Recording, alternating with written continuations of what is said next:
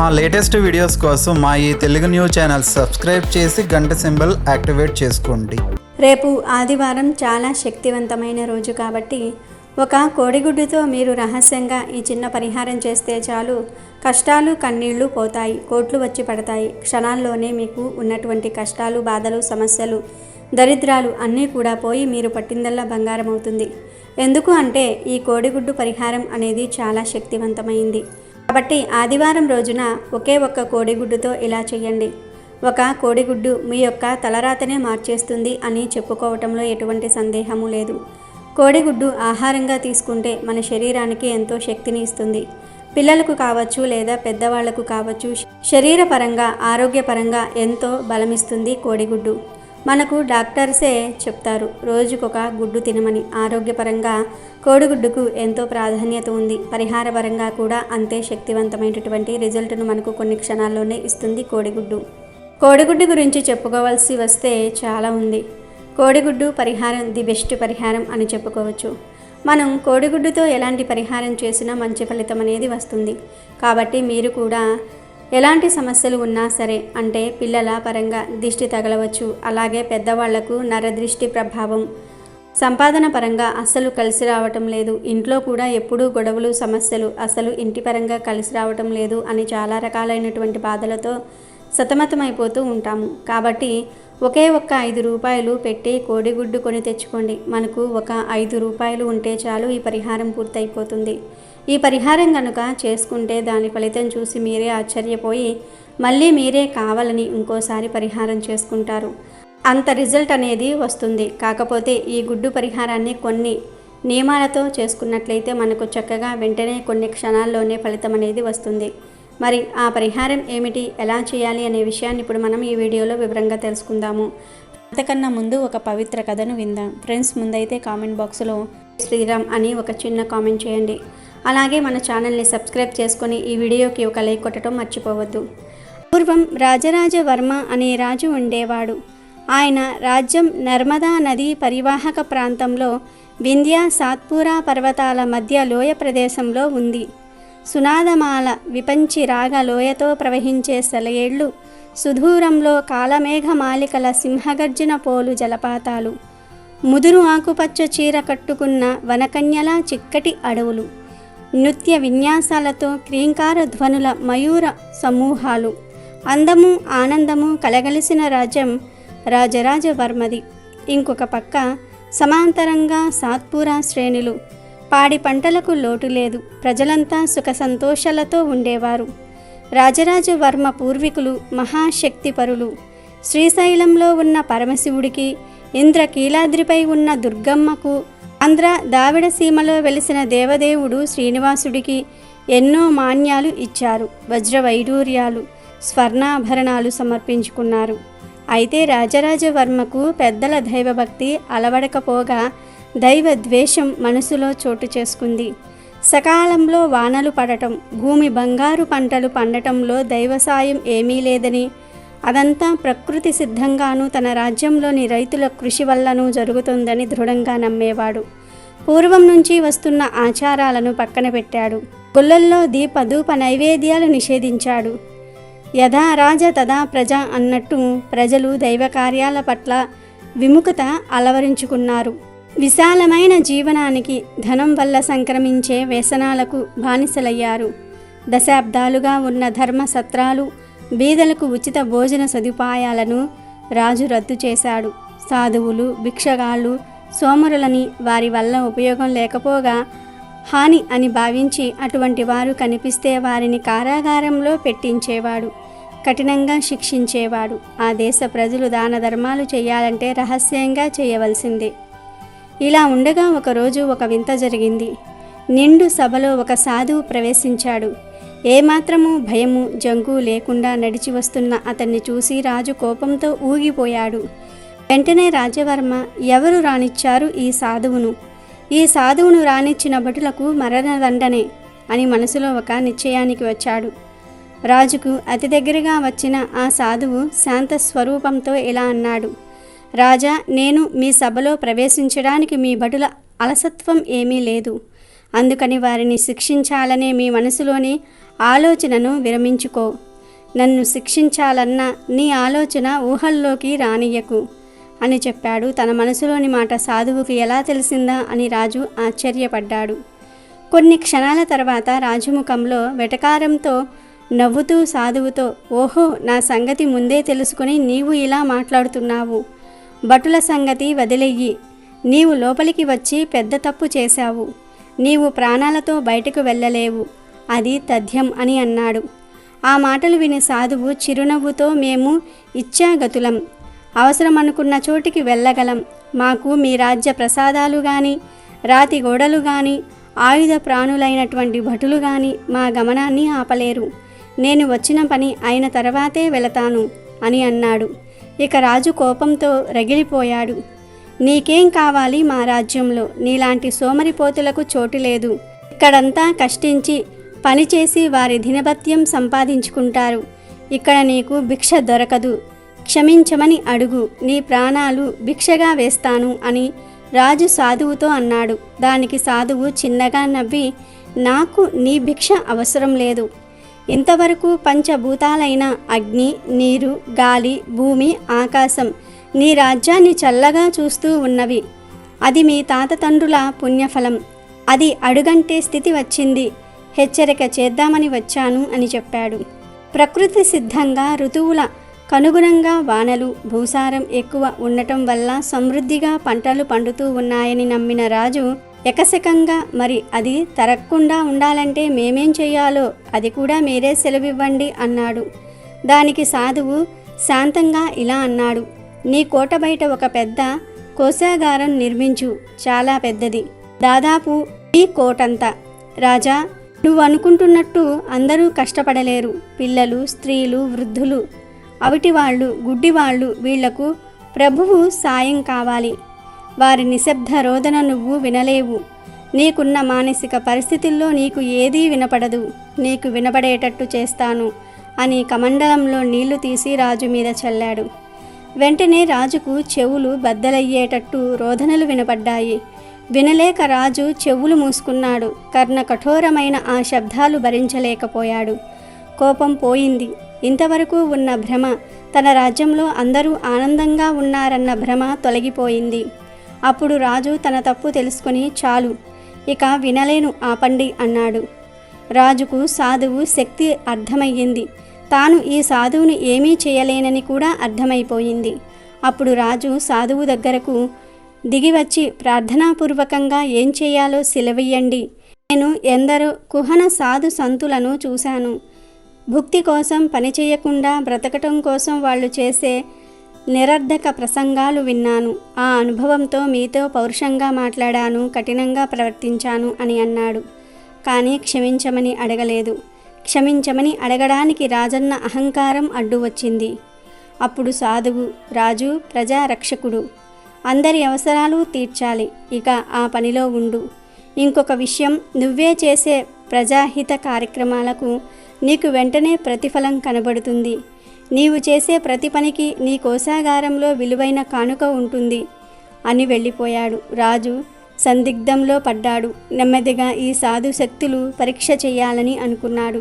సాధువు వెళ్ళిపోతూ ఉంటే ఆపలేదు. అది వృధా ప్రయాస అని తెలుసుకున్నాడు. తన సైన్యం, తన శక్తి అతడి ముందు పనిచేయదని గ్రహించాడు. సరే చూద్దాం అని సాధువు చెప్పినట్టు చేయాలని నిర్ణయించుకున్నాడు. భిక్షుకులకు కోటలో అన్నదానం ఏర్పాటు చేయించాడు. కోట బయట ఒక చిన్న గది తాత్కాలికంగా కట్టించాడు. అన్నదానమైన తర్వాత వెళ్ళి చూశాడు. కొన్ని రాగి నాణేలు కనబడ్డాయి. తర్వాత రాజుగారు మూసేసిన సత్రాలను, భిక్ష గృహాలను తెరిపించాడు. రాగి నాణేలతో గది నిండింది. పంట చెరువులు, పంట కాలువలు ఇదివరకే ఉన్నాయి. వాటి ఉపయోగానికి రైతుల నుంచి వసూలు చేసే శుంకనం రద్దు చేశాడు. మరో గది కట్టించాడు. తొందరగా అది నిండింది. ఈసారి వెండి నాణేలు, బంగారు నాణేలు దర్శనమిచ్చాయి.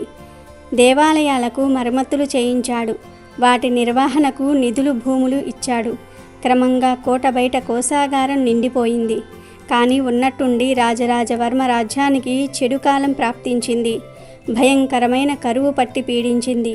రాజు కట్టిన చెరువుల వల్ల కొంతవరకు తాగునీటి సమస్య లేకపోయినా పంట భూములకు నీరు లేదు, వర్షాలు లేవు.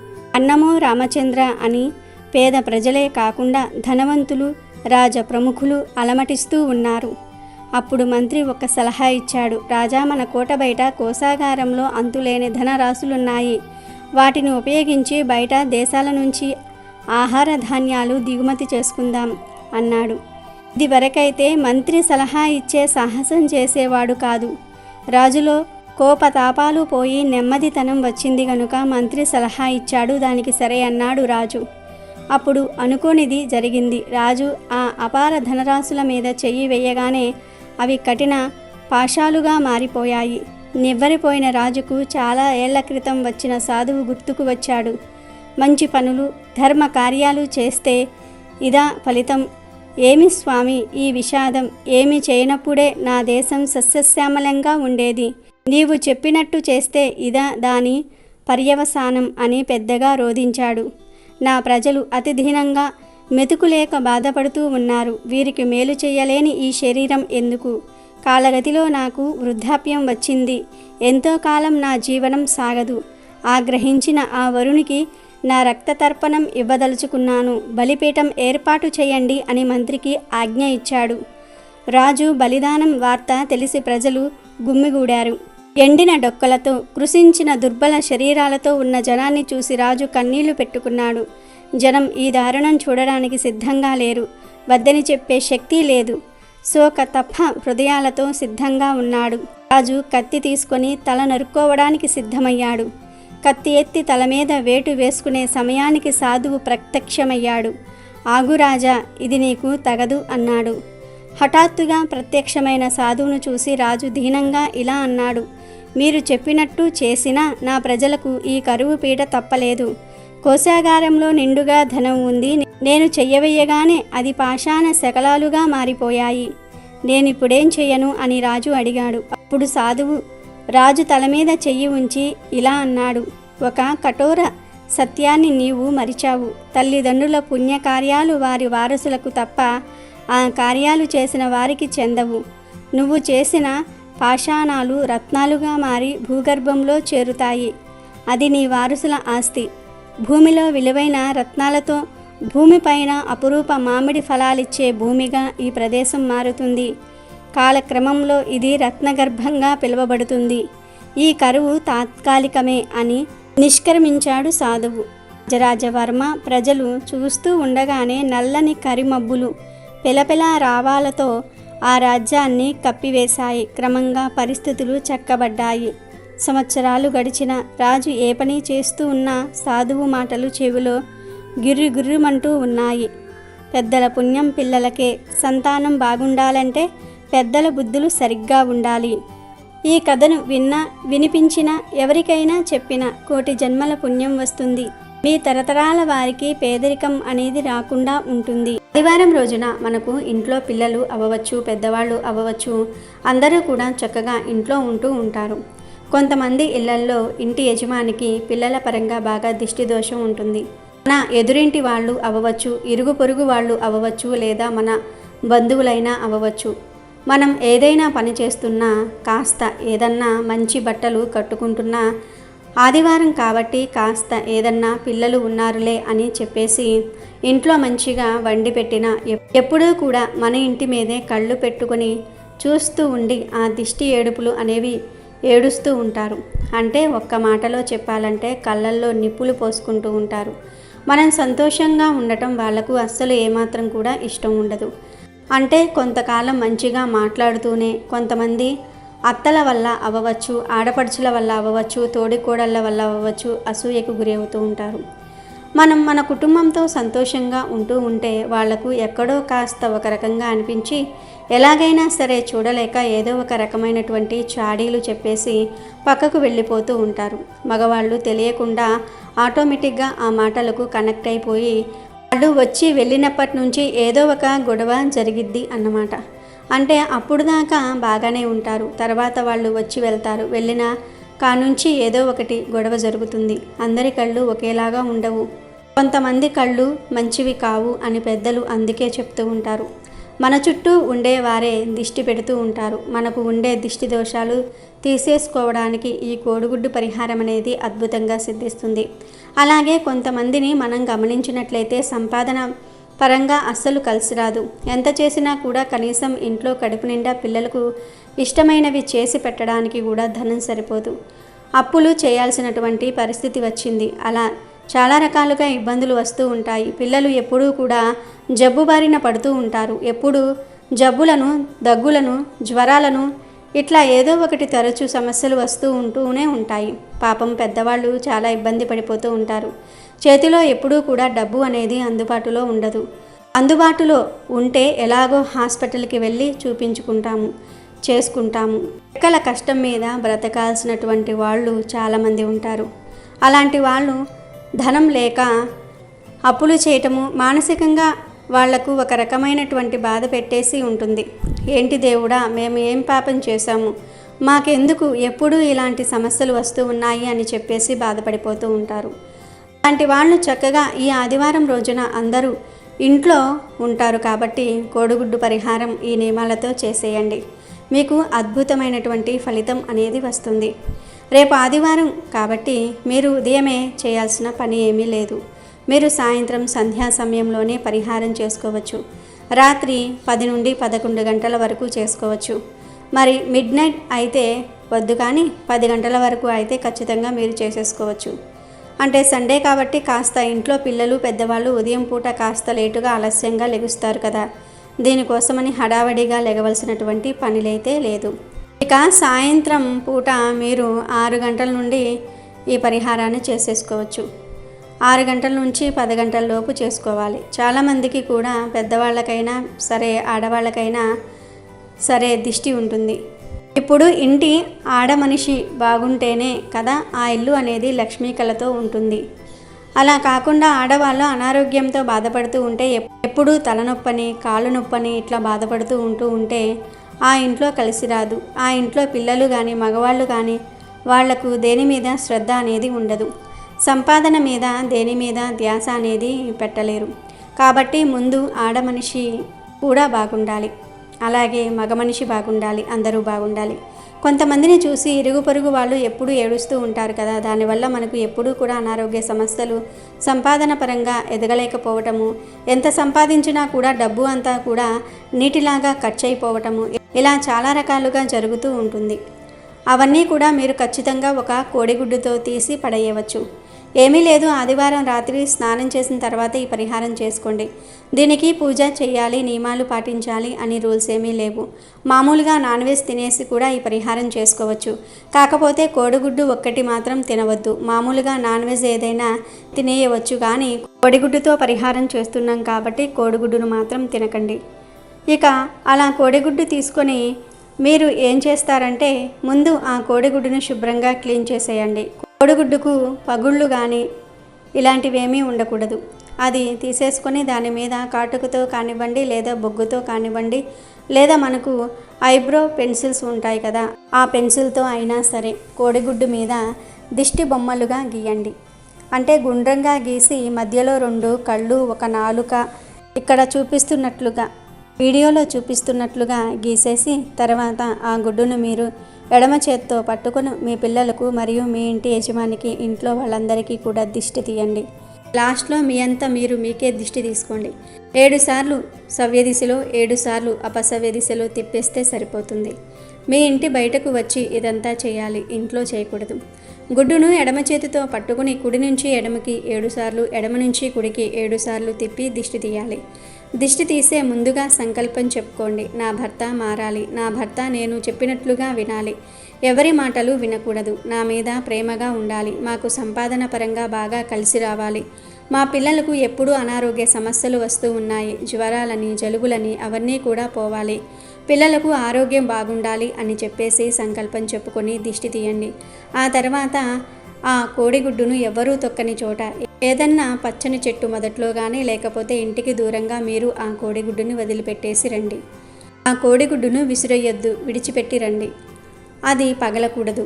ఇలా చేయటం వలన మనకు ఏదైతే దోషం పోవాలని మనం చెప్పేసి సంకల్పం చెప్పుకున్నామో ఆ దోషమంతా కూడా ఆ నెగిటివిటీ అంతా కూడా పూర్తిగా పోతుంది. కోడిగుడ్డు తెలుపు రంగులో ఉంటుంది, లోపల పసుపు రంగులో ఉంటుంది. అలాగే దీని మీద మనం కాటుక నలుపు రంగును ఉపయోగించాము. ఇట్లా ఈ 3 రంగులు చాలా శక్తివంతమైనవి. అంటే దిష్టి దోషాన్ని తీసివేయడానికి చాలా అద్భుతంగా పనిచేస్తాయి. తెలుపు మనకు మంచి జరిగేలాగా చేయడానికి, పసుపు మనకు బాగా కలిసి రావడానికి, నలుపు మన మీద ఏదన్నా శని ప్రభావాలు కానీ దిష్టి దోషాలు ఇలాంటి చెడు అంతా కూడా లాగేసేయడానికి చాలా శక్తివంతంగా పనిచేస్తాయి. కోడిగుడ్డును మనం సరిగ్గా చూసుకున్నట్లయితే అది కూడా ఒక ప్రాణంతో సమానం. మనం దాన్ని ప్రాసెస్ లాగా చేస్తే అది ఒక ప్రాణిలాగా అవుతుంది. అలాంటి కోడిగుడ్డుతో మనం ఈ పరిహారం చేస్తూ ఉన్నాం కాబట్టి మనకు అద్భుతమైన ఫలితం అనేది వెంటనే వచ్చిద్ది. చాలా శక్తివంతమైనటువంటి రిజల్ట్ అనేది వచ్చిద్ది. గుడ్డుని ఎక్కడైనా విడిచిపెట్టేసి మీరు లోపలికి వచ్చేటప్పుడు శుభ్రంగా కాళ్ళు చేతులు కడుక్కోవటం మాత్రం అస్సలు మర్చిపోవద్దు. కుదిరితే మీరు స్నానం కూడా చేయండి. ఈ పరిహారాన్ని స్నానం చేయక ముందైనా చేయొచ్చు, స్నానం చేశాకైనా సరే చేయవచ్చు. కాబట్టి శుభ్రంగా కాళ్ళు మాత్రం కడుక్కోండి. ఈ పరిహారం చేసిన తర్వాత నుంచి మీరు గమనించినట్లయితే మీరు ఏదైతే కోరుకున్నారో అలా మీ భర్త నిదానంగా మారటము, మీరు చెప్పినట్లుగా వినటము, చెప్పుడు మాటలు వినకుండా ఉండటము, మీ మీద మీ పిల్లల మీద భార్య అంటే ప్రేమగా ఉండటము, అలాగే పిల్లలకు ఏదైనా అనారోగ్య సమస్యలు ఉంటే పోయి ఆరోగ్యంగా ఉండటము, ఆడుకోవటము, చదువుకోవటము, ఇలాంటి మార్పులన్నీ కూడా చూసి మీరే ఆశ్చర్యపోతారు. చాలా అద్భుతమైనటువంటి ఫలితం అనేది వస్తుంది. ఒక 5 రూపాయల కోడిగుడ్డు ఎంతో మంచి రిజల్ట్ను తెచ్చిపెడుతుంది. కాబట్టి చక్కగా ఒక కోడిగుడ్డు తీసేసుకొని ఈ పరిహారం అనేది చేసుకోండి. చక్కటి ఫలితాన్ని పొంది సంతోషంగా జీవించండి. అమెజాన్లో బెస్ట్ డిస్కౌంట్స్ కోసం వీడియో డిస్క్రిప్షన్లో లింకు ఉంది, చూడండి. అలాగే మా టెలిగ్రామ్ ఛానల్ సబ్స్క్రైబ్ చేసుకోండి.